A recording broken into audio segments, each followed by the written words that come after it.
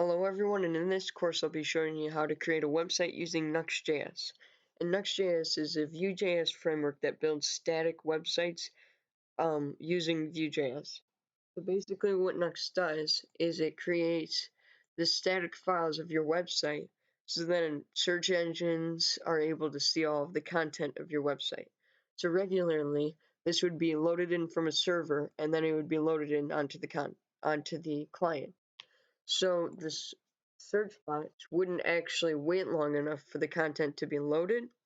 They would just look at the plain HTML. The most websites they don't have server-side rendering, which is what Nuxt.js does. So they aren't actually placed high in the search ranking because the search bots can't actually see their content. Well, with Nuxt.js, it just generates it, so then all of the search bots can see all of your content. Also, since it's plain HTML, the websites are easily able to see your website, so then it loads in very fast.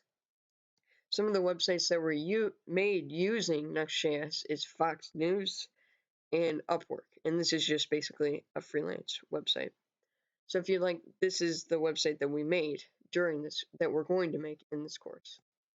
So you can see I have page transitions using the router. It actually changes the URL, but you aren't able to see because there isn't like a flash with the CSS loading in.